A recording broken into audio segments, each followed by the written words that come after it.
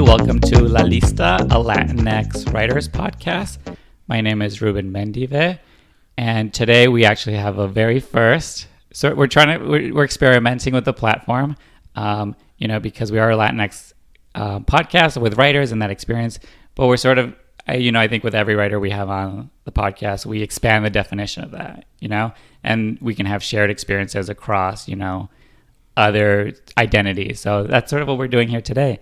So I always have my guests introduce themselves. So your name, who you are, how you identify, just for the listeners at home. Hey, Ruben, how you doing? My name is Roger Quincy San Diego Mason, and I'm saying all of that because I want the listeners to register that my name is structured in a Latinx way. Mm-hmm. My first name is Roger Quincy. My middle name is my mother's maiden name, San Diego, and my last name is my dad's name. And the reason why I'm emphasizing that actually is because my mother is Filipino, and I love this idea of expanding the definition of the Latinx experience, because when we talk about the Latinx experience, we're actually talking about what I call the Iberian experiment, which means to say those countries and territories that had some rule under Spain. And the Philippines does fall under that category. And culturally, as well as logistically, and also I think in terms of naming and in terms of relationship to family, certainly religion, certainly social structure, there are many aspects of Filipino culture that are entirely Latinx. And I think the Philippines actually exist in a place somewhere between the Latinx world, the native Malay indigenous world of those islands, and the East. And I think it has kind of been a sort of a man for all seasons. It's been very Latinx for those that wanted to exploit it within that experiment. It's very Asian. It's the Pearl of the Orient, and it's also very indigenous. And so I think that in many ways, to redefine the Latinx identity is to carve a space for Filipinx bodies in that continuum. So my name is Roger Quincy San Diego Mason. How y'all doing? Perfect. And you hit to so many points because, I know so many people that don't realize that the Philippines was colonized by Spain, a territory well into the 20th century. I a lot of Filipino people that I've gone to school with or known have, last names Gonzalez, and it's it doesn't really, I had a friend who was I explained to them, oh yes, Philippines was a territory of Spain. And they were like, oh, that explains why this Filipino girl had the last name Alvarez. And it's yeah. And it's not only the last name, but also a lot of people are genetically of Spanish descent or have some Spanish blood that are coming from the Philippines. And in addition to that, the sort of relationship to the hierarchical structure, which still exists, almost a caste system, financial, which is based partially on last name, family reputation, skin color. All of those are legacies of Spanish colonialism. So they on the same juice that all the other countries in Central and South America are still trying to get over. Yes. To this day. Yeah. And that's why when, you reached out, and I have another Filipino writer who I even reached out to them because I was we're both products of colonization by Spain to our native countries. So that's a shared, that's why I said we're trying to expand the definition, and there's a shared bloodline too that you can't literal bloodline, blood of Christ, the connection to Catholicism, which affects everything from language to family relationships to government everything is affected by the Catholic influence on all of the Latinx countries. It's just a really interesting place to visit and to think about, because it truly is a fusion. We talk a lot about fusion when we discuss food. For those of our millennial foodie listeners, everyone's looking for the next fusion foodie phenomenon. And what's interesting to me is in the last couple of years, Filipino cuisine has finally come up on millennial radars. Well, for those of us in the know, we've been knowing about the fact that the Filipino food is really one of the original fusions. Because it really is influenced by all of the different colonizers that came and brought their preservation and preparation and cooking styles and ingredients, and all of those things got absorbed into the culture and have stayed. Sometimes in mixtures and mixes, and sometimes separated, because different regions will have different influences. And to see how they've come together to create this one, disparate but connected cuisine is really to understand symbolically what it means to be Filipino. And that's sort of happening now with like Latinx food. There's a whole big movement to decolonize our diet. Right. So very similar to that. And it's interesting because, do you know Jose Antonio Vargas, a reporter, basically? Sure. He's an undocumented reporter living in the U.S. Right. And I was listening to an interview by him. He's from the Philippines. So it's not really who you would picture as a undocumented person. Oh, in the yes, US. I know about. Now that you mention him, I am very familiar with him. Right. So he was talking about, Spain definitely was the dominant force in the Philippines, and then there was a war, then the U.S. took over. Right. And then sometimes people ask them why isn't there accents in your name? It's a Spanish name. Why aren't there accents? And he actually did the research on this, and he found out that when the U.S. took over and they were handling documents, their typewriters didn't have that, so then that got erased. So it's and I think that speaks similar to the Philippines and Latin America, where we also have this American influence that is also undeniable. We're tied to these countries, but also they don't really want to admit it. And the American influence on the Philippines is still felt today, especially as it relates to commerce. There is a very strong middle class emerging in the Philippines, centering on telecommunications.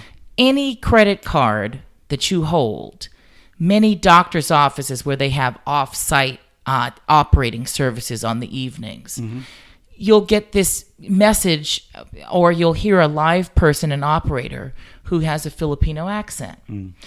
And they are in call centers in the Philippines, making very good money.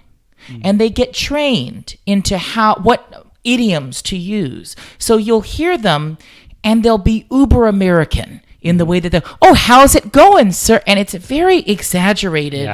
Because they are trying to appeal and appease you. They are trying to sound as American and as familiar as apple pie to you. Now, then they get off that line and they're talking their stuff. But that's that performance. And it's also with it comes certain myths about what it means to be speaking to Americans, what their life is like. And I can't help but imagine, based on what the context in which these phone calls occur, people complaining about, I was just at Barney's and my card was, fuck you. You know what I'm saying? Here this person is, got a household of 9, feeding all these kids, probably sending some money to other countries. And you're going to sit here and complain about your goddamn problems at no, but yet that influences what those operators think of Americans. And that interview with, this journalist, he was, one time he was detained, because he is undocumented. He was in Arizona. He was detained. And he said that the cell they were holding him, it was all these young Latinx, migrants, and they all had Nikes, they all had Adidas. So we talk about how not only the financial and the influence we have on other countries, Latin America, the Philippines, but it's also everything we export outside, just the idea of what it's like. I was in the Philippines last year, and it's amazing to me how prized Levi's Levi's jeans still are. And I was talking to a lot of, Filipino folks, because that's what I do. I love going and just asking people questions. And some of the literati folks at the different universities were saying that the country is now in a renaissance, in the sense that it is learning to value its indigenous worth. And so it's a similar decolonization amongst the literati class that are going to Ateneo and University of the Philippines to try and reclaim the wealth of the history and the culture that existed in tandem with and before these various episodes of colonization. Who were we before? We were already great. We had everything we needed. We survived for thousands of years through malaria, through tsunamis, through the floods. We had everything we needed. This man told me that the 10 gods I was praying to weren't good enough. I had to pray to his one. He told me to put on some pants. He told me that my little Husi loincloth was not good enough. I don't need to believe that shit anymore. And so now they're returning. And that's a really exciting development within those circles. To see them come back to, it's going to take a lot of time. You know, because the perception of worth and the theft of that perception. Those are very hard social ills to reverse. What does it mean to tell somebody intrinsically who you are and how you perceive yourself in the world is not good enough? That shakes you and murders you. All of a sudden, you are dead inside, and you have to work over several generations to rebuild yourself. You won't see it in your lifetime. Your children may not see it in their lifetime. Your children's children. It'll take 3-4 generations for you to get back to a place if the constant and consistent effort of social affirmation is ingrained and in place. It will take all of that time and all of that social work to then get back to a place where you can say, I'm somebody. That's powerful work. And it's necessary work. And it's, you know, troubling because, you know, the U.S. has had such influence in, you know, the culture, the religion, like how we perceive ourselves in our native countries, and also projecting this image of that the U.S. is all this and that. And then, so it's, you know, like right now we have like this like migrant crisis. So we have in Central America, the federal government from the U.S. has done irreparable damage there. Right. But then when they're trying to come here to do what they're like, everything that they were sold about the U.S., they're being denied because like, well, no, you can't come here, even though we have done nothing but influence, corrupt. Put them in a place of cultural dependence. So that they have no choice but to basically be in limbo. There's turmoil there that's caused by the U.S. And its various financial envoys, which sends certain factions to the U.S., then the U.S. doesn't want to take them. So they're stuck in a purgatory. It's very similar to what happened to the Jamaicans when they came to the British soil in the 40s. You know, we're here now. You told us we're part of the Commonwealth. Well, not my Commonwealth. No, it's ours. It's Commonwealth. Oh, well, you weren't included. You see, democracy and the myth of e pluribus unum is a very dangerous thing, because you see, that's a great marketing campaign, but see, the problem is somebody's going to believe you. The problem is you can't spout this shit and not be able to deliver on it, or not be willing to deliver on it, because somebody is going to take it to heart and say, yes, I believe that story, and they're going to come home to roost and cash in on it. And that's really where, and I know we'll get into this later, but that's where some of my work right now is going. Is to examine how is this myth created, and how is it used to exclude those who are in an unstated or understated way, not part of the image. You know, one thing that I did, I was in New York last month, and I saw Oklahoma, the new production, Daniel Fish's production at Circle in the Square. And what was so interesting about the end of that production was that it really just zeroed in on a very powerful subject, which is how American rule of law and the image or deception of democracy and fairness was created. This is a piece about the statehood of Oklahoma. And there's an outsider in the state who's problematic. You know, he's an abuser. He wants to force himself on the lead. And then there's a good old boy. And they're dueling for this woman's affection. And the good old boy kills him. But he's the good old boy. Mm-hmm. He's Oklahoma. So they form a court on stage in the moment, form a jury, form a bailiff. You've literally watched them form the American judicial system right on stage, and then formulate a way to exonerate him for murder so that he can get married to this woman. And this crime can be completely washed away because his image, he's the rancher, he's the young, rich, successful man in white. He has to go on. Mm-hmm. And so we're going to create a rule of law that's in favor of him, that is performed as if it's democratic, but really is biased. That production really illuminated, and that was in the original script, but they really brought it home in a powerful way. And I think that's really a microcosmic allegory for America. Yeah. We're going to create a system that is supposedly and purportedly for everyone, but really it's not. When I was growing up, I took a class from Hank Aaron's nephew. His name was Melville Aaron, and it was at LACC, and it was civics. And what we read, and I was 17 years old, still in high school, and I remember reading the Federalist Papers, Alexander Hamilton. And I recall from that time learning that in the Federalist Papers was a clause which said we will create a republic that seems to be in the form of a democracy.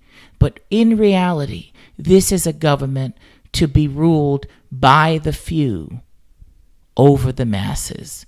But we don't want to tell them that. We want it to seem democratic, but in reality, it's a republic. It's the few making choices for the many. Because, of course, they didn't trust mobs. They didn't trust the mob mentality. You know, now we're getting into the different philosophers from France and, you know, John Locke and Hobbes. And we ain't going to get into that one because I don't want to misquote. And my old world history teachers from high school would kill me, and all my civics folks from college would probably say, Roger, you don't remember shit. But I know I know the nugget of it, you know.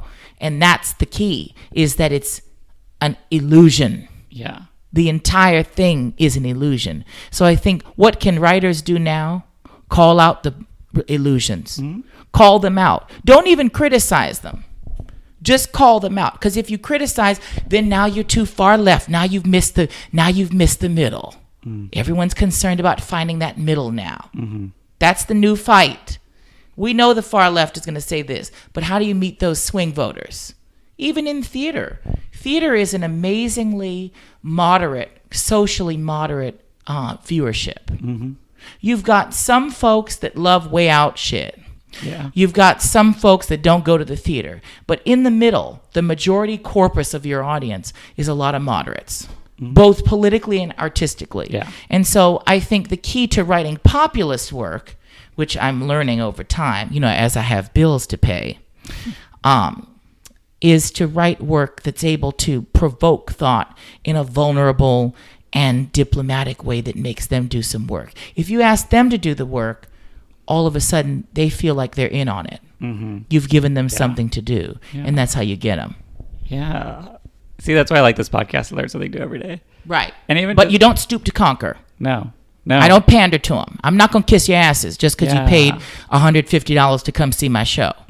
You know, I'm not doing that, just to warn you.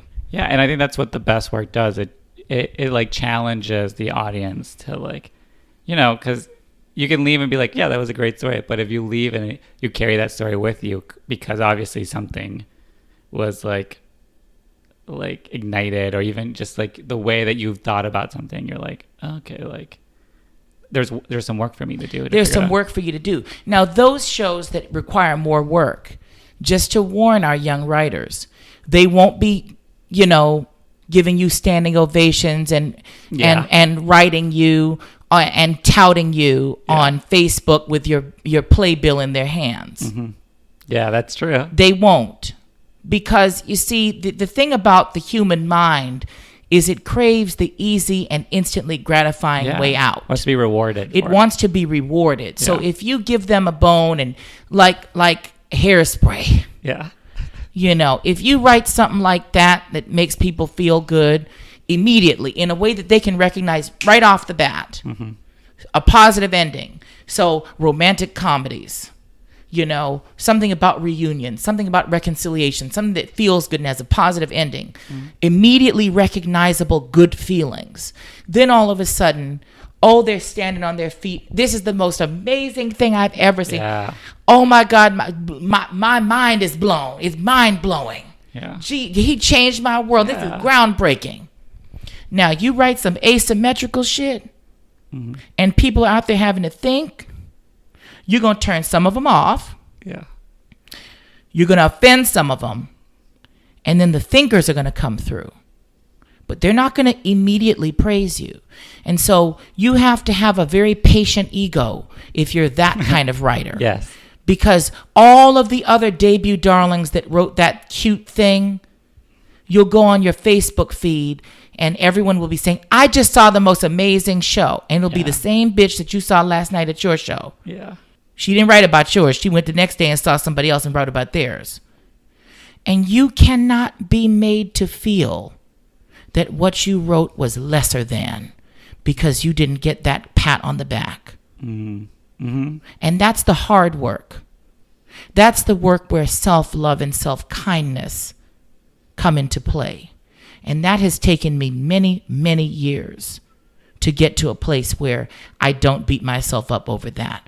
Oh, they didn't like it. It wasn't good enough because they didn't tell me I was great. Yeah. If they start telling me I'm great, one of two things has happened. One, I'm finally coming into vogue. Or two, I fucked up and I didn't do my job. Yeah. One of the two is the case. Finally, the times have caught up to what I'm doing, which great. Thank you very much. I've been doing it. By the time you've caught up, I actually moved on to the next shit. So it's fine. But thank you for calling. Or two, wow, you were lazy today emotionally. And you decided to pander to him, stoop to conquer, and give him some pablum. Because every now and then people want some cream of wheat in the morning. But that's the negotiation, I think, that you have to navigate as a writer. So see, notice how writing is a very concerted psychological effort. And if you're in control of your instrument, you know how you're messing with people. It's total forced perspective. It's complete artifice that has to be encouched in the feeling of genuine, vulnerable, unrehearsed, spontaneous, emotionally available freedom. You trick them a little bit. But sometimes a little bit of you and sometimes a little bit of genuine human struggle really does bleed through. And that's when you have transcended. That's when you're no longer relying just on craft. Yeah. That's when you broke in. See, I'm a very outside-in writer. My early drafts are very structural, like what I'm describing to you. Who's doing what, when, and where. And then I have to relent to vulnerability.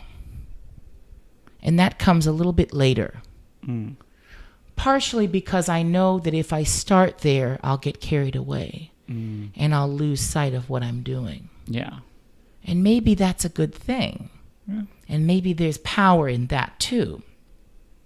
But at least where I am now as a writer in my process, that's not where I'm starting.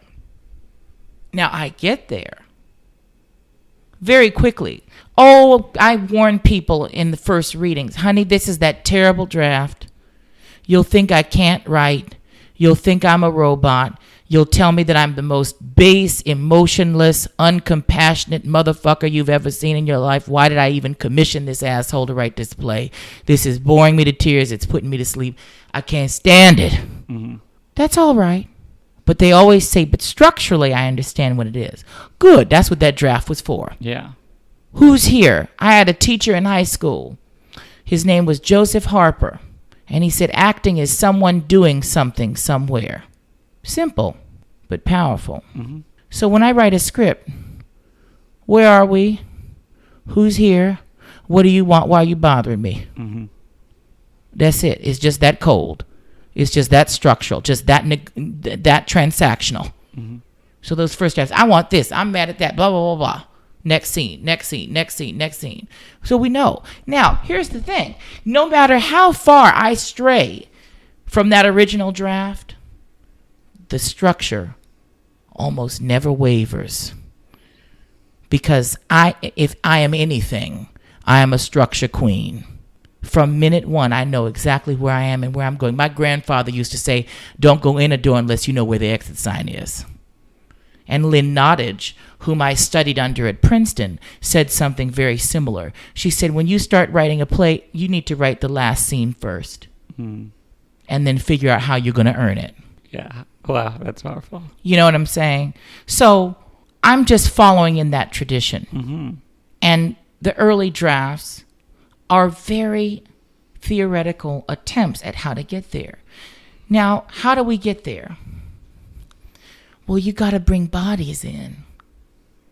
Because, I think new play development is actually an aesthetically vampirical act. Mm. We require the blood, sweat, and tears of other artists to make it whole. Mm-hmm. We rely on it, aesthetically vampirical. As gothic and as morbid and as nasty as that may sound, it's true to a great extent. Yeah. The theater is about relying on and building on the communal lifeblood of your collaborators. That is where you really learn what does and doesn't work in a script. Mm-hmm. When you bring other people in and you see what they're doing and how they're bringing alive your work, and is it working? Is that cross working? Is that scene tonally what you need it to be? And many times it is, and many times it's not. And so then you try again. But, writers, for me, I used to get accused of being I'm taking off my glasses now because I'm going to talk about my accusers. How are you all doing? All you accusers, you know who you are. I'm speaking directly to you. All those people that said I couldn't write, that I wasn't a writer because I couldn't sit my ass down in a room and just theorize. Mm.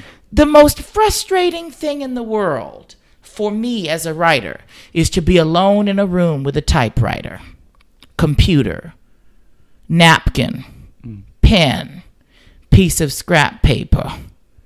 You know why? I'm not writing a literary work. I'm writing a blueprint for an event that is going to be manifested on stage by performers in three-dimensional time, space, and psychic space. Mm-hmm. So pretty early on, I want to be in the room with those people. That theory is only going to last and hold for so long. Now, some writers are very good at approximating human truth on the page. Come in and it's a whippersnapper draft and it's great. Many times those are dialogue-based writers. Mm-hmm. They come up with the funny lines. I'm not as interested in the funny lines because I think that actually when you're thinking about a theatrical experience, you're thinking about a panoramic experience. You're thinking about bodies moving through space, and we're bearing witness to them. So actually, I think that the line is the last line of defense. I actually think it's dramatic action. It goes back to what Joseph Harper said, someone doing something somewhere. Now, I want to, let's say, the dramatic action. Give me a verb. Oh, now you're putting me on the spot. I'm putting you on the spot. Don't ask me questions. A verb. I don't know. An action verb. Yeah, I'm trying not to be dramatic. So be dramatic. The more dramatic, the better I can make this point. Let's see. Can I say stab? Stab. Love it. So we are two lovers in a room, and we're in a Terrence McNally play, and you want to stab me. Now, maybe not literally you want to stab me, but maybe emotionally you want to stab me. Well, the first thing you're going to do is you're going to hand me some other man's shirt, and I'm going to stare at it for a long beat, and then I'm going to say something. But I'm not going to say what you think I'm going to say. I'm going to hand it to you, right? I'm the one stabbing you now. I've switched it. So I'm trying to stab you. So I'm going to hand you this shirt, and then I'm going to look at you, and then you're going to say, he wears Chanel No. 5. I know you hate perfume. Now you could end the scene right there. That's how I'm using language. Yeah. See what I'm saying? It's asymmetry. I'm not interested in, not direct on the nose, something a little bit strange. Yeah. Something a little bit estranging. But it starts with the action. It starts with the gesture. And that comes from the fact, I think, that I'm very interested in behavior. Because really what I started out doing was writing short stories when I was young and looking at psychology and behavior. And so I later translated that into a life in the theater. But when I was 12 and I was writing little observational novellas, I was looking at behavior. And I think I moved far away from that because, you want to be cool and you want to do this and you want to do that and you want to kiss this person's behind and you want to be like that person and you want to be in the good graces of this. So you lose sight of who you were. But now in my 30s, I'm like, wait a minute. Same thing with those victims of colonialism.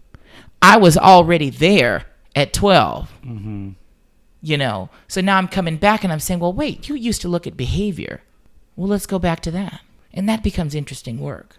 And that's what I'm doing in the theater, but it's also why I've started falling in love with film and TV. Because that's the ultimate eavesdropping into behavior. You can really zero in on it, and that's a whole scene. In a way that you can't necessarily do that in a play. You can't zero in on somebody's crotch and make your audience look at them in the same way. You can have that camera pan in. Yeah. But we're talking about that now. In case you didn't know, and what are the implications of that shot, and how do you juxtapose it with the next thing and the thing before it to tell a story that really makes the audience put something together. That really you want to know what makes people do some work? A good-ass indie film. That makes audiences do some work. I love making these people do some work. I'm so sick and tired of, I didn't understand it. I couldn't find my way in. Oh, this and that. Do some work. Problem with this country, we don't do enough cognitive work. We don't study epistemology and cognition. When I went to Princeton for undergrad, we had to study ontology, epistemology, and cognition. How am I in the world? How do I know what I know? And how do I learn what I learn? Process. Those are the most important things we need to teach young children. Yeah. And it was called reading comprehension. That's where it started. You'd read a story, and then they'd have you, what did Johnny say to Mark on page 8? Why do you think he said that to him? I remember those little notebooks and those little workbooks. They were, paperback notebooks. You'd have a big story book, and then you'd have the accompanying workbook. You'd go home and have to read the story and then do page 5. For story X, Y, and Z, do the worksheets on page 6 to 8, and they were perforated. You'd tear them out. Your teacher would. You remember that. These motherfuckers ain't doing that shit. They're not thinking. They're not reading and comprehending. And here's the thing. You come to a Roger Q. Mason play, I'm not giving it to you. Because if your school didn't teach you how to read, if your mama didn't teach you how to read, I will teach you how to read. Read a scene. Now that may seem egoistic. I'm sorry. But I think it's so empowering when you can think for yourself. And I think how many times and ways are we pandered to? In advertising, in social media, in journalism, how many times and ways? That's how we got to where we are now. People are just spoon feeding us. That's what happened in that election. Yeah. People stopped reading between the lines. So the theater is a wonderful place to relearn that skill, I think. I'm sorry. Y'all can call me mean or whatever you want to say, or ostracizing, or some snobbish, Ivy League educated jackass, whatever it is, going to teach me how to read. Fuck you. Who are you to teach me how to read? I'm going to tell you, reading is fundamental. I took him to Paris is Burning. You see that? Yeah. Reading is fundamental. The library is open. Yeah. And we've got to start reading now. I'm bringing this to you all in a harsh way, but we're having some harsh problems. Mm-hmm. We're in a world of hurt because we're not reading anymore. No, and that's how like all this fake news starts too, because Yes. we're just ingesting whatever we see online. That's right. And yep, that must be the truth. You know what the saddest thing in the world is? To watch Uber drivers be completely dependent on their phones, to the point that they will go into dangerous intersections, that knowing that that's putting them in harm's way because the app told them to go there. Damn, the app saved your life. Yeah. Well, I gotta watch where the app is. When I was growing up, there were still pay phones. There was still a AAA map. My dad used to stop off if we were lost somewhere and ask a fireman or the policeman for directions, or ask the postman because he knew the routes. Mm-hmm. People don't interact with each other and also with their environment. Mm-hmm. People are just hooked on Mr. Robot. And that is an extremely perilous position in which for human beings to find themselves. It can't be good for human evolution to not use those parts of your brain. Mm-hmm. It cannot result well numbing and not using certain synapse routes that are related to meaning making and problem solving. There must be some kind of study that they will do in the future on how the human brain atrophied at the hands of these smart devices. Mm-hmm. I must tell you, we are screwed if we don't start reading and looking and thinking and depending on each other and relying on our own wits. We were fine before they colonized us. Yeah. Now the phones are colonizing. Verizon is colonizing us. Sprint is colonizing our minds. See, colonization isn't just one country over another. Mm-hmm. It's technology over your free will. This is a dangerous moment to be in. Sometimes I just love to lose my phone. I do. Sometimes I just love to let it lapse and not have... and people are mad. I'm sorry, y'all. You know I still love you when I don't answer my phone. And if you need to find me, you can call me on my landline if you know it. And if you don't, you can write me an email. People know if you need to find me, you can find me. Sometimes I need to be off this phone because it's dangerous. Mm-hmm. I feel as though, as artists, we have an obligation to encourage humanistic interaction and cultural literacy. That is our obligation. We've been given much. We've been given a platform from which to speak and express and provoke thought. Mm-hmm. And I think we've got to use it to help people out of this mess. Because they're in a mess. And we have the opportunity and the tools, and we always have, artists in any society, have always had the tools to turn and change and transform culture in positive and constructive ways. Mm-hmm. Because we hit people right in the gut. Yeah. That's what we do in our work, if we're doing it right. Mm-hmm. Yeah, I speak about this all the time. Just in terms of like representation in the media and all that stuff, how, the data says that most white people only know other white people, and the only experience they have with, people of other races, cultures is through TV, it's through movies, it's through media. And it's our responsibility as writers to make that as more complex, more expansive, and what other people are seeing, because it's just people will stand in front of a TV for hours, and if they're being spoon-fed what the dominant culture is telling them, that's all they're going to believe. And that's not just true of white folks. That's true of various self-segregating or self-selecting groups. That's true of mask for mask gay men. Mm-hmm. Yes. You know what I'm saying? They'll only know other mask for mask. That's true of various ethnic groups where you'll see a lot of self-segregation, and the only interactions they'll have or the only knowledge they'll have is what they're told or what they've seen. Mm-hmm. And, you know, I like to make a habit of making people see me. And I don't do it for any egoistic reason. I don't really give a damn personally. But I know that I'm a walking puzzle because ethnically people don't know who I am. Mm-hmm. Gender-wise, because of how I act or how, based on binary norms, mm-hmm. how I'm perceived to perform my gender identity, they don't know what they're hearing and seeing. Mm-hmm. You know, sexuality-wise, people don't know what they're getting. Financially, you know, I come from a family of educators on, you know, professional people on both sides. So now all of a sudden their perception of what people of color and where they're coming from.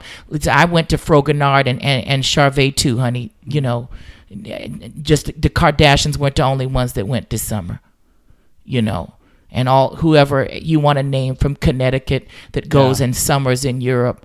I went to the same restaurant they did. I saw the same ballet. I had access to the same things. Mm-hmm. I think it's important for me to be in the room with folks so that their minds can be expanded. Mm-hmm. You don't know everything. You don't know me. You thought you had everything put in the proper boxes. Your boxes ain't worth shit because I'm about to burn them all up. Just me being in the room mm-hmm. with all the contradictions and queries and puzzles that I bring to your mind as the person that I am. All that shit gonna be fucked up because you won't know what all of a sudden your whole perception of the world is gonna change. And there are other people like me. I'm not the only one. Mm-hmm. So many of us are afraid to speak up. Mm-hmm. So many of us don't feel welcome or eligible in those rooms. Mm-hmm. Some of us don't feel like we have a place in those rooms. Well, you know what? Maybe I don't either. But I'm going to be here anyway mm-hmm. because I have just as much of a right to be here, and I'm going to exercise it, you know, and that's just how it's going to go because I know that I'm just as good and just as right. I don't have to be twice as right for you. I don't, and I won't. Mm-hmm. I don't see you putting forth twice as much effort. Why should I? It's so interesting how people of color have to define their credentials in double and triple ways in certain rooms. And people get confused. They get shocked. Wow, I didn't know you knew that. Oh, wow, I didn't know. What'd you think? Where did you think we were coming from? And so I think that you're right. The media has the power to really change people's perspectives. But the thing is, media is run by a very small subset of people that what were we saying before we got on, that they don't reach out to us. We can't find those people. Mm-hmm. Well, you know, if you have cultural blinders on, you ain't gonna find nothing. Mm-hmm. We're here. You're just not answering our emails. So programmers, answer these emails because we're ready to tell you some stories. Yeah. You know, if you want to hear them. Some of them don't. Many of them don't. Yeah. That's the truth. Yeah, I think like diversity and inclusion in the industry is like the buzzwords everyone's talking about, but I think maybe like less than 5% are actually doing the work. And also there are certain images of Black and brown folks that get through. Mm-hmm. You see, because we have such an immature understanding of race and gender and identity and its complexity that we think that mere presence alone is doing cultural work. Mm-hmm. No, you need to knead that dough. Mm-hmm. You need to really investigate. That character just being in there isn't diversity. Yeah.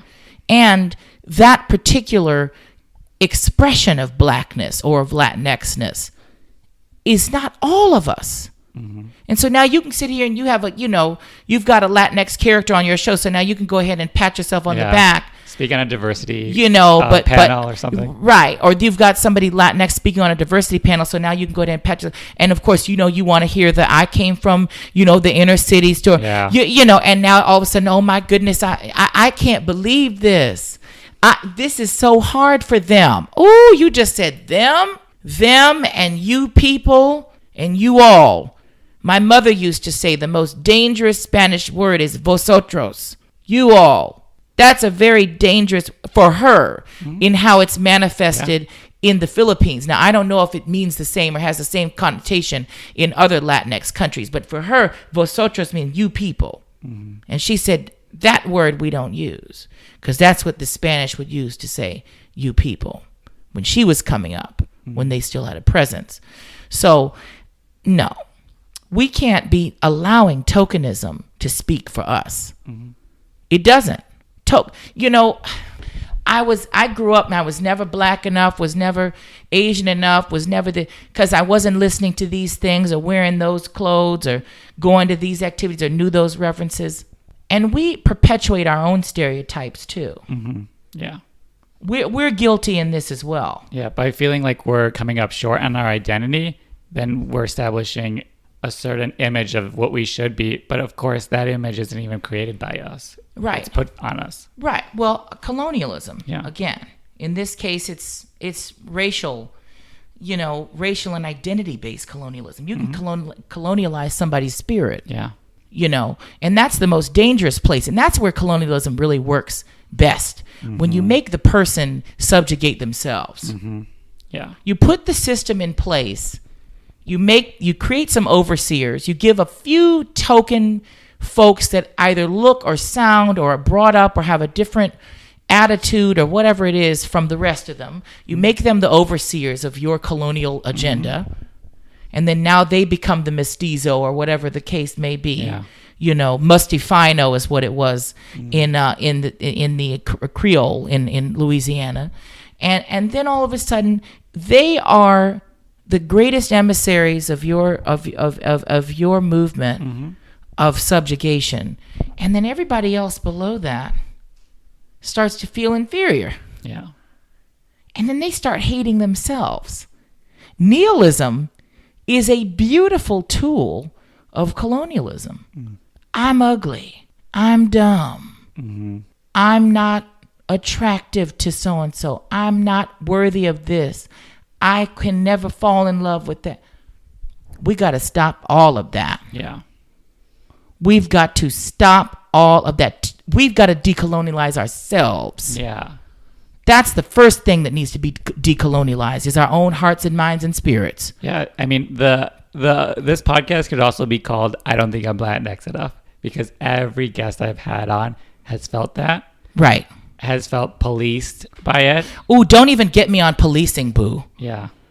Ooh, policing. I mean, my show that just closed in New York, White Dress, is about the crippling effects of gender policing. It's semi-autobiographical, but of course I went off the deep end with that. I had to abstract and expound upon and expand upon. But at its core is 8-year-old me with my hand on my hip, standing in line at Disneyland and my mother slapping the hand and saying, "Don't stand like that." Yeah. At its core is that. And that, we love Mother Mason, but that philosophy is not even her own. That's machismo.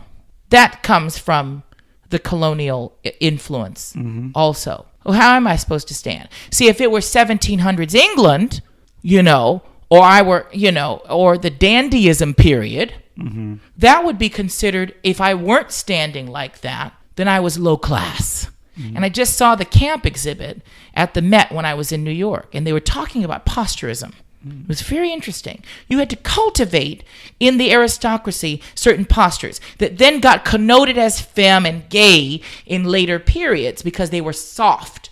So see, when someone accuses you based on a behavior of something being intrinsically wrong with you, they're just replicating the kind of behavioral colonialism. So once it was in vogue, that stance meant that you had money. Then someone told people, oh, that means you're weak. Now weak gets connoted as gay, and gay is always bad, and gay is weak, and weak is gay, and all of a sudden you shouldn't be standing like that. Now the pose is neutral. Yeah. The pose is just this. But different people use and abuse the connotation of it, and human beings are caught up in the mind games of it. Who gives a damn? Yeah. What it is and what it looks like and what you're doing. I'm me. Shit, the real reason why I stood like that when I was a child, if you actually want to know, had nothing to do with any of it. I was still a homosexual anyway, but that wasn't the reason why I was standing like that. Yeah. I was standing like that because I had flat feet and one foot was shorter. So I was actually trying to balance it out. That's why I was actually standing like that. It was a way of balancing out my 2 feet. See, what it looks like and what it really is aren't always the same. Yeah. And you know, there's little moments like that in my own life, but it's just interesting because it's like you remember it. I'm sure your mom doesn't. No, she remembers it. Trust me. Mothers remember everything. And then, but also, you know, that slap, like slapping the hand down, like boys don't say it like that. It's like ingrained in the same thing. That I find myself still when I'm with her and I'm Yeah. standing. Oh shit! Well, let me. Yeah. You know, you still find yourself policing yourself, and now see the damage has been done. Now I'm policing myself. Yeah. Oh shit! Yeah. And that does like your own personal damage. And that like the grain of that is, you know, family policing somebody policing themselves. And that's you can follow that thread all the way to somebody being murdered for it. Like, Oh sure. it's like, Because we are told by others what is right and what is wrong, and who is good and who is bad.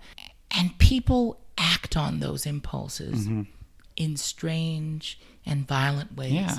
And it's innate and it's like, It's just like primal. that. Yeah, it is primal. Because all of a sudden that's wrong. And if that's not wrong, if that's wrong and it's in my face, then it's invading and ruining my selfhood. So in order for me to preserve my selfhood, I got to get rid of you. You have to go so that I can remain. You know, that's just how man is. I've got to survive. Fuck you. So that's, I got to get rid. You know, and if you think about all these, what are hate crimes made of? Someone needing to lift themselves up because they feel bad because somebody else made them feel inferior. Yeah. Real simple. You see, we're a very complex being, but we're also not. We're very sophisticated and also not. We have a higher mind. We have executive function, and yet sometimes we do not. That's the great irony of man. Yeah. You know, sometimes that lizard brain, that fight or flight, gets the best of us. And so then we go to CBT, cognitive behavioral therapy, and all this nonsense to learn how to. But, you know, if you're in a fight, you're not going to say, self, how am I? Yeah. You're not going to, you know, that knife is out and that bitch done fuck with you and you about to shank him. Yeah. And that's just where the human mind goes, unfortunately, you know, more often than not. But I think that, I mean, that comes through in the work too. That's also our occupation, is to analyze how people make the decisions that they make and why. That's the really interesting work, I think, when you get to that point as a writer, that you're thinking about things on a humanistic level like that. I'm working towards that. I'm going to earn that training and that certification a little bit later. Okay. Yeah, I'm working on it. It's on my mind, but I'm getting there, you know. I'll be there one day. So, you know, I do want to speak to, you know, your experience of just the trying to maybe like be more involved in like the media, like Hollywood. Like, what has been your experience of that? You know, of you trying to break into the industry? Well, I have been very blessed. And, you know, out here in Los Angeles, I have a guardian angel and a dear friend whose name is Lovell Holder. And he has been very kind to help me bridge the troubled waters between my work and the television and film world. And so he and I are working now on a few projects, some of which started out as theater projects. Like we have a short film that called Softer that has gone out and been submitted for festivals. And but it was based on a play of mine also called Softer. And it was a young slave master and his body servant. And he needs to release him on Emancipation Day. But, you know, he ain't going to release him because, you know, the dick is real. That's the truth on that. That's what that movie's about. Made a lot of, you know, people uncomfortable. I'm sure. Both on stage and also on screen. You know, I'm curious to see what programming platform in terms of festivals will be brave enough and prescient enough to take that movie. That's a good festival. Whichever festival takes that movie is one that truly is trying to move the culture forward, because they're doing the work of showing what's uncomfortable, the uncomfortable truth of our past, and then saying, if we just look at this as a mirror onto our own nature, how does this change and transform us? That's what that movie is doing. And Lovell directed it, and I, wrote the screenplay, and, it's a very collaborative process. So we're working on that. And then my play, The White Dress, I'm working with Lovell on a screenplay version of it as well. And then there are a few other, a biopic that I'm doing, and some TV pilot work that I'm still drafting and then going to send out a couple of different ways. One of them is, to go what we call the prestige route, which is you try and get grants and prizes for it. And then the other way is just, hard sell to some production houses and all that. Yeah. So that we're doing a combination of that. So that's primarily and how I'm able to do my film and television work is through Lovell's kindness, largesse, and inspiration. Then the theater work that I'm doing, you'll notice that everything is very indebted to somebody else helping advocate. And that's the truth, is that's how you get it. This is an advocacy-based business. So a lot of people have vouched for me over the years. A lot of people. I will talk specifically about a group of folks that's working with me now, which is Aiden Walker just produced The White Dress. Adine Walker, excuse me. I want to get the right pronunciation of his name. Adine Walker directed The White Dress in New York recently, produced by Aaron Hawk and Christian Gordon at Access Theater.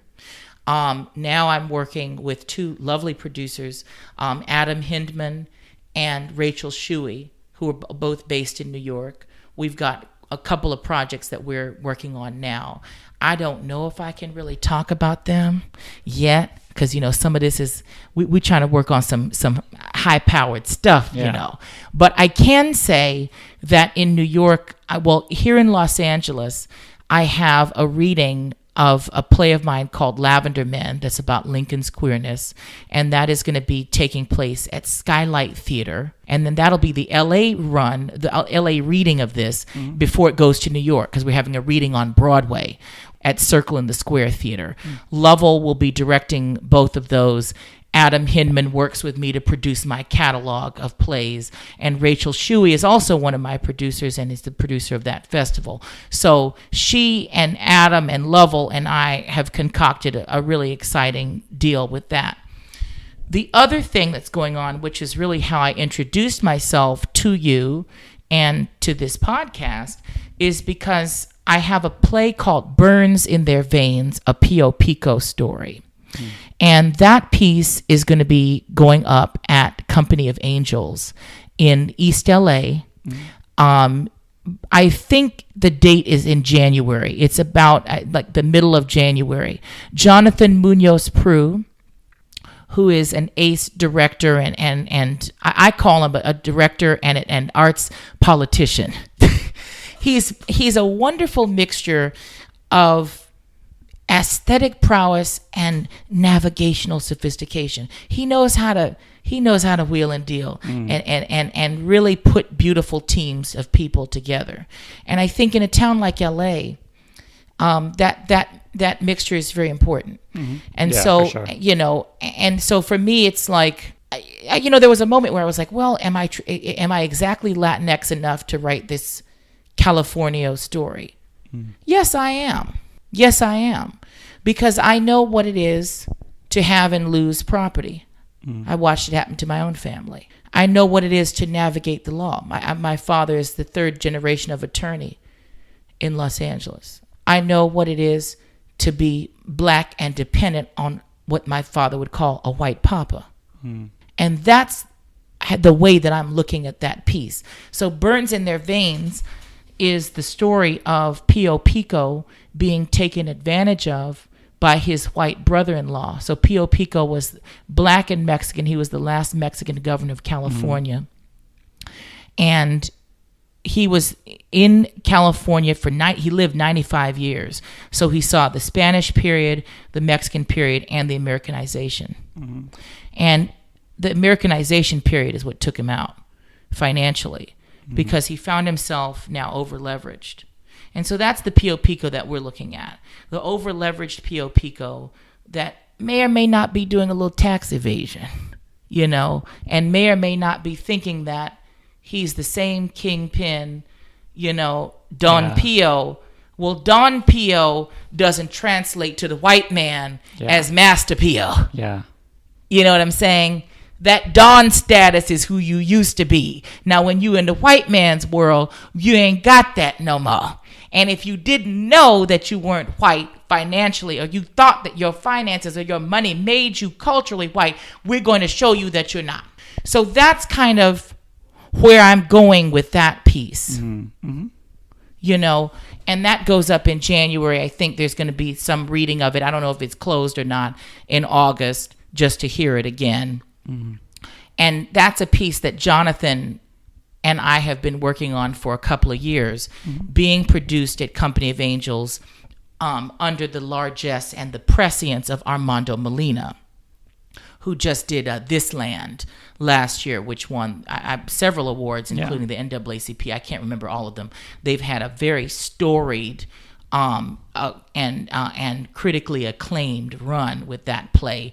And I believe that on the strength of that piece and the belief of the company in Jonathan's work as a director and my loud mouth, they decided to take a risk on this piece. But it's actually part of a trilogy. So the two other parts of the trilogy, the second part is about Juana Maria, which is a Native American woman. I'll say that it's our Venus Hottentot, the California Venus Hottentot. And another piece of it is about 80s immigration, Filipino immigration, and sham marriages. It's based on a court case that my dad was a part of. So I think what attracted Company of Angels to me as a writer was the breadth and depth of this trilogy. That here I was looking at different instances of what the Americanization of California has done to Black and brown folk. And that's really what I'm interested in exploring through this particular piece, and specifically starting with the Pio Pico play and then moving forward from there. That's where I'm going with this work. So it's probably my most political stuff. It's interesting. I did another podcast on American Theater Magazine, and it was so much about my family and the mythology of the Masons.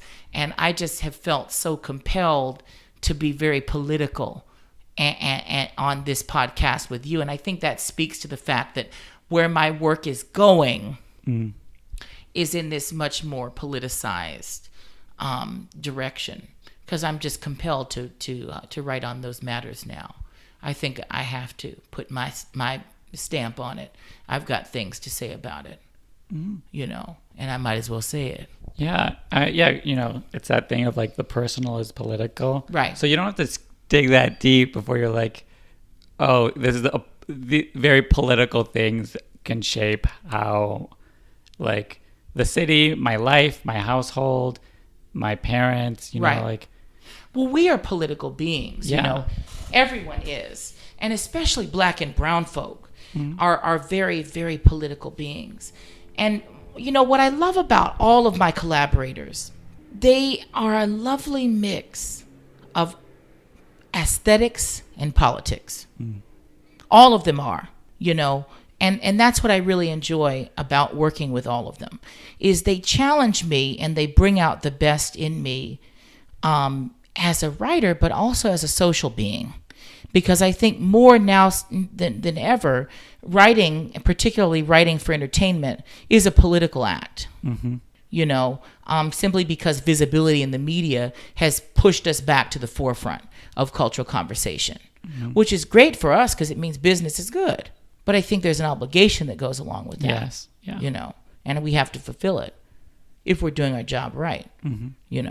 Yeah. And so, you mentioned a couple people. So I do want to ask, who are the writers that you admire? These could be heroes, it could be peers of yours. These could be people you're like stalking on Instagram because you love what they're doing.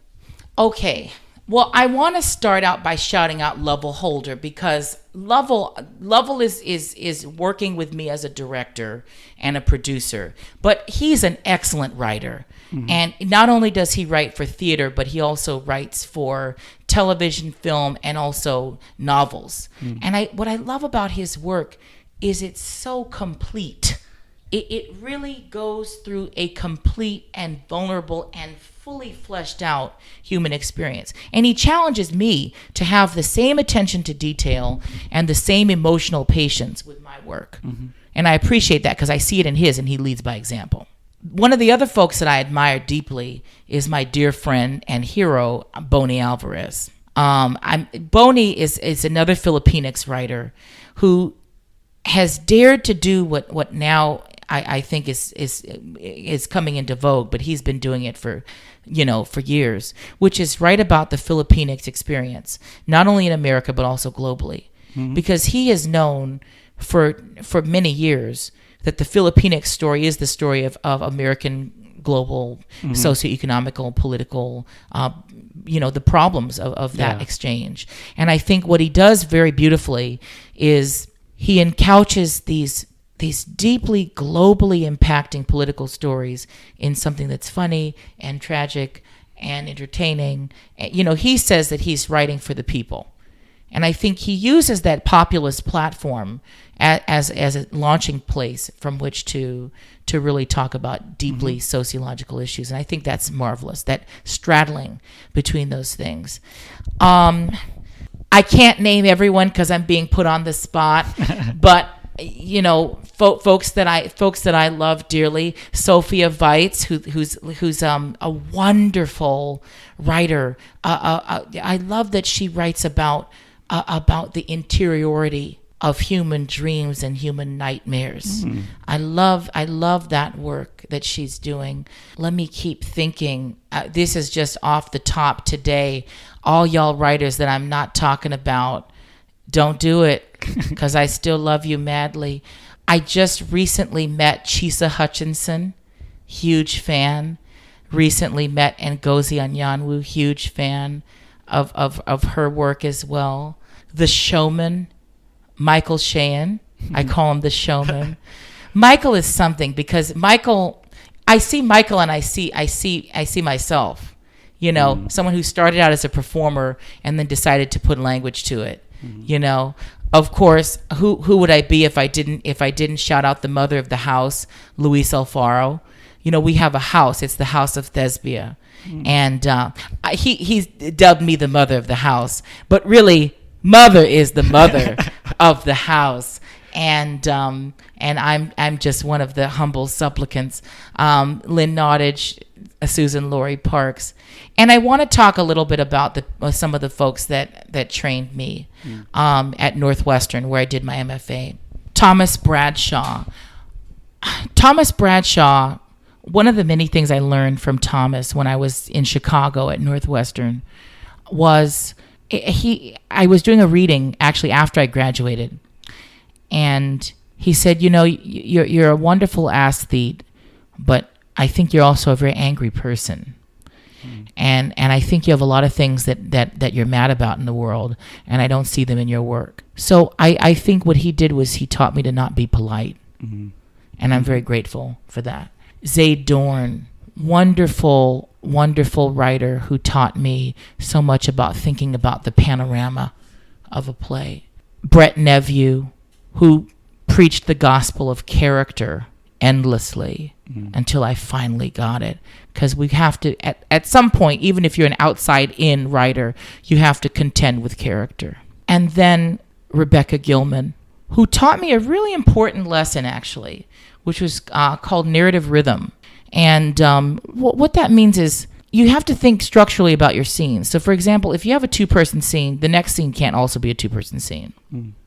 Or if it is, it has to be one person is silent or doing something, then the other one is doing a monologue, and it's got to be two different people. Or you've got to have a group scene. Or you've got to have a silent scene or something. Because when you have one scene after another with the same formation of people, it lulls the audience.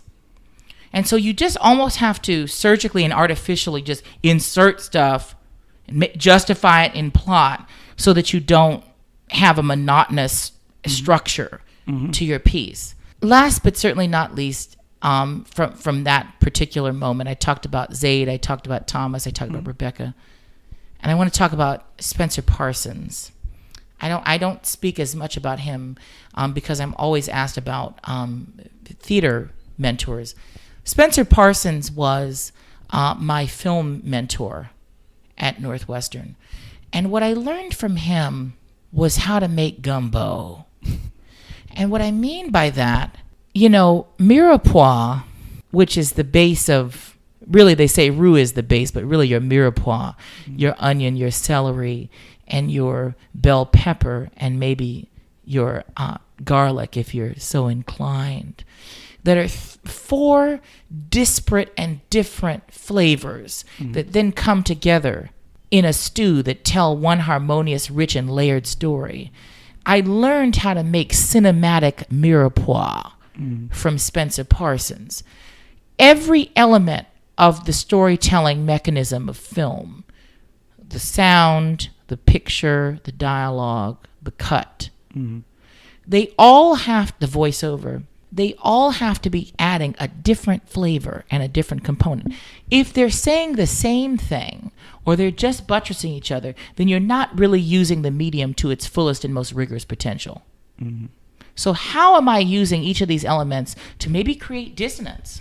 So for example, now we're going to be in this role play one more time. So now I've made you some dinner. Okay. And it's terrible. Now I'm going to serve it. I'm smiling. I think it's wonderful. And I'm smiling and I serve it to you. And you smile back at me. And then there's a voiceover. That shit was awful. And then you smile again. Now I've created juxtaposition. Now that's an interesting scene because I now have learned something about you. You're lying to me. Now if you said it, oh, that was wonderful, grimace, that's another way of doing it. In a play, that's probably how we do it. You'd look at us, you'd do an aside. Yeah. Somehow to show the irony, dramatic irony between what we know and what the character knows. But in film, that's a mechanism that you have to your advantage. And that's one of the things, for example, that Spencer Parsons taught me. Is now that's rigorous. Because now all of a sudden, oh, there's a God voice? What the fuck? Now it's elevated. Now the film is interesting. And it's engaging different senses and different methods of making meaning simultaneously. And that's what makes it a good film. Cinematic mirepoix. Those are some of the writers and some of the folks that I'm excited about and that I admire. And of course, there are many, many more in our wide and vast continuum of storytellers. And all of them I know, I appreciate, I admire, because they challenge me. Anytime I go see someone's show, I'm getting an education. I'm going to learn something. I'm going to be exposed to some new theory, some new dramatic, narrative device, some new character type, some new way of presenting. My grandmother used to tell me, grandmother on my father's side, used to tell me, every moment is a teachable moment. And I live by that. I go everywhere to learn something. And I think because of that, I have a different experience. I have a better, a fuller experience. Because I'm there to learn stuff. I like going to people's houses and just asking questions about this and that and the other. Because you learn something through other people's lived experience. That's ultimately the greatest of educations. In high school, there was a gentleman named Basil Hamlin. And he was the head of the Department of Experiential Education. Now, they thought he was full of shit, but actually he was telling the truth. He would set up all these cultural immersion field trips. Some of them were local and some of them were trips out of state and abroad, because his theory was that we learned through travel and engagement with other people and other cultures. Now, obviously the man was not full of shit, because that was 20 years ago. And I remember his name. I remember his job title, and I can tell you the trips I went. One of them, I went to the Bradley Building, and we were learning about this burgeoning concept called gentrification. This was 20 years ago. The man was prescient. He saw 20 years into the future. Now we're all victims of that great phenomenon. Mm-hmm. Displacement, the homeless crisis, overpopulation, what have you.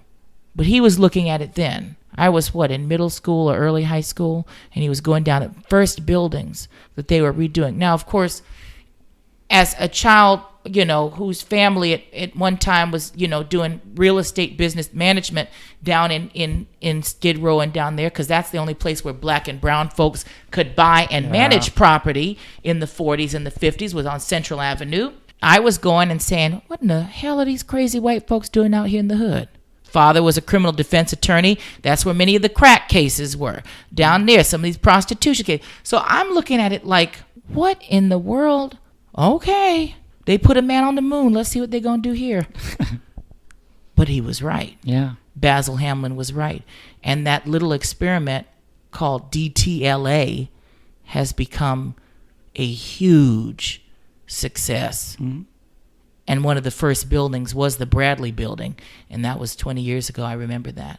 And the point of saying this to you is that I feel that what he was trying to emphasize is that experiential education is interdisciplinary. This is the crux of architecture, history, mathematics, all these different factors that come into these decisions and the lessons learned by analyzing these.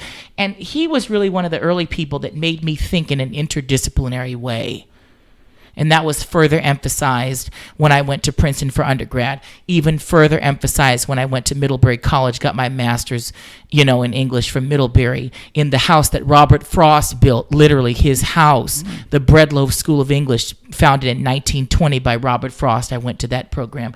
And then it was even further emphasized at Northwestern when I had to think on my feet in a very quick-witted and multidisciplinary and multi-layered way about writing plays. And I'm constantly doing it now. Obviously, my understanding of cinematic devices is very interdisciplinary, just at its core. How do I take seemingly disparate things and make them one cohesive whole that is both using counterpoint and also harmony? So it's music. And I look at my early education, and, this is an Angelino podcast, which is probably also why I'm finding myself on this podcast, reflecting so much on my, middle and high school, which was just down the street, Pilgrim School. I was there from preschool to 12th grade. Mm-hmm. And so, being here in my neighborhood, Koreatown with you, is making me think about the old stomping grounds and really the foundation of how I became the thinker and the person that I am now. Yeah. It started here in K-Town with folks like Basil Hamlin in Pilgrim School and friends like Nastasia Cordero.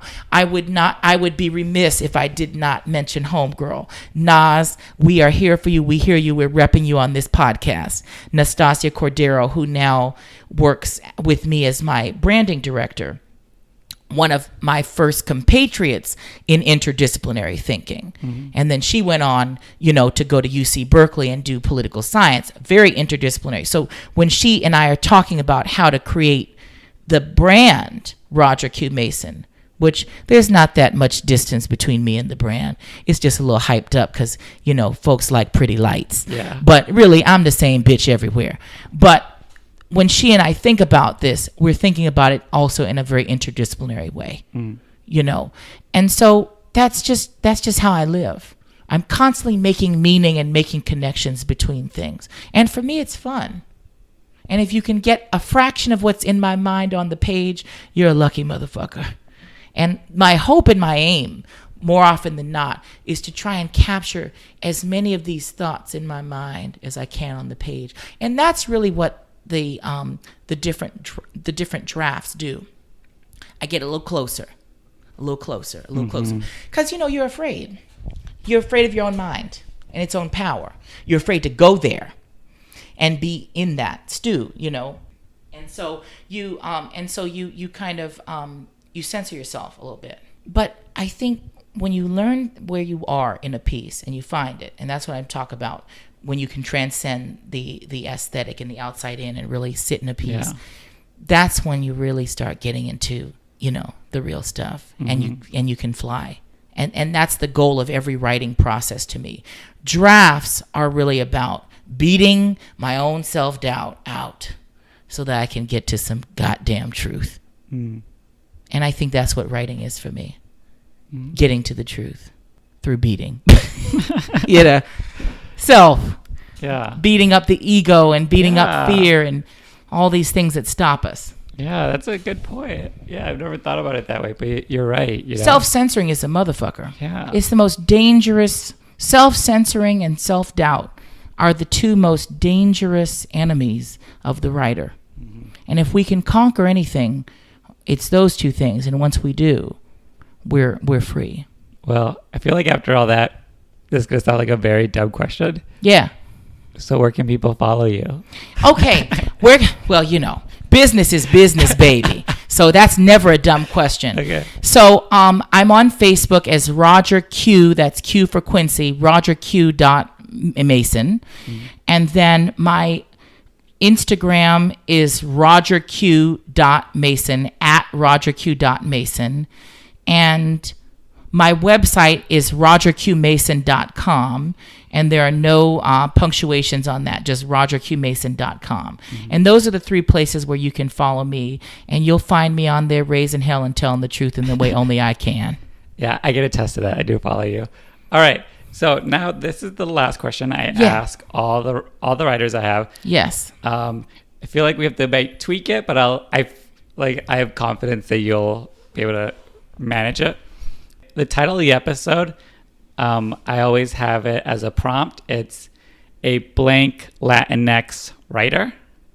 So in that blank, I tell people like your journey, the type of writing you do, just things you've gleaned from the conversation, reflecting. But it's really, I'm using it as a means to, so when someone sees the title casually, when I post it, they'll think, oh, that's like me. Like I should listen to this because there's someone like me that's doing what I want to do. But it's just whatever you want to put in what a blank writer. A Black and Filipinx writer who is determined to be heard. That's what I would call myself. Yeah. Yeah. See? Everyone's always nervous about this question, but it's just like in our writing, we speak to the truth of who we are. Yeah. When we have to like self-identify the type of writer we are, it's like, it's right there. And I think the reason why I'm saying that I'm determined to be heard is because how many times have I been policed and silenced? Not only for my identity, but also for my ideas. And so now this is the era, the 30s, of carving a space for myself and saying, I deserve to have a place at the table. And I'm determined to be heard.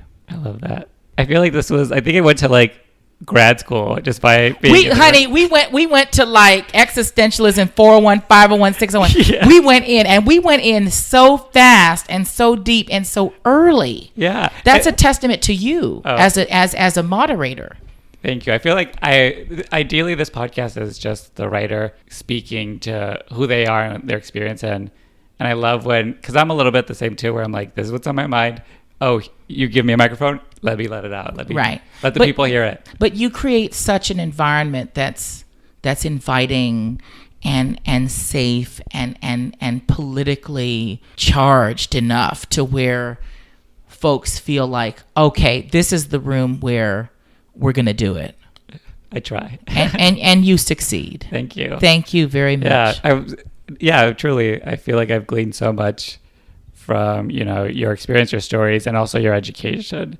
Again, all the listeners, this is a free grad school preview. I was very lucky. I have been very blessed in that I have a family on both sides that believe in the power of education. The greatest asset that you can endow upon a child is to train their mind. That is the legacy that you can leave them. That is their inheritance.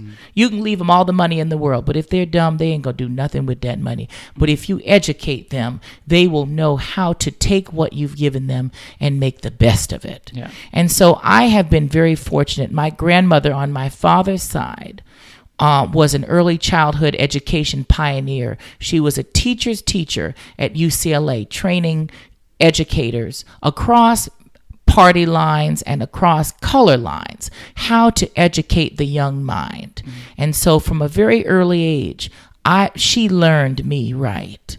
And then my father, very much an intellectual person, made sure that I went to, the Ivy League for undergrad, studied in Europe while I was in undergrad. I then decided to go back to Middlebury College and study our country because Middlebury has satellite schools in the regions. So in the Southwest, in New England, in the American South, I was able to see the country, and that was great education. And then, of course, going to Northwestern and my travels. You learn by traveling. My mother also, all of her brothers and sisters, even though her mother was a baker and her father was a pipe fitter, he was an autodidact. That man is a better literary analyst than I am. Was actually, talk about a Latinx story. I'm going to say this. The man was a bastardo. And so in his provincial town, he was not allowed to graduate from the high school because he was the illegitimate child of I believe, one of the Governor CEOs. I'm not exactly sure what it was, but he was an illegitimate child and possibly a child of sexual abuse. So he has a great stigma about denying children of education. And he is still alive. He's in his 90s. He made sure that all of his children went to school because he was denied it. And he was denied it because of who he was. And he wasn't going to let his children not have the advantage of an education and all of the upward advancement that it had. The man is a mathematical genius. He was the one that the Americans relied upon when they came to Guam to build the pipelines that we've now run dry, that are causing all of these issues. They were building those in the 40s and the 50s, piping from Guam to the mainland. And that man was responsible for the fleets. That's a real Latinx story. And he was denied an education because he was an illegitimate child. So he has a real chip on his shoulder about making sure that his children and his grandchildren all had an education. And that was endowed in his children. And my grandmother on my mother's side, also, the woman did not go formally to school past high school, but read until the day she died. Constantly watching the news, reading the newspaper. And I remember both her and my paternal grandmother, both watching the news and reading the newspaper, and they both said, this keeps my brain alive. So I grew up in a household on both sides of the family that was always a major proponent of training the mind. And that's really, I think, why I said earlier, we got to teach people how to read, because I know the power that has given me, and I want to impart it on other people. That's what I really want to do, is help people read each other, read the world that we live in, read the danger signs that we're seeing. Because if we can teach them how to read, then we can teach them how to think. And if we can teach them how to think, we can teach them how to change the course of all this.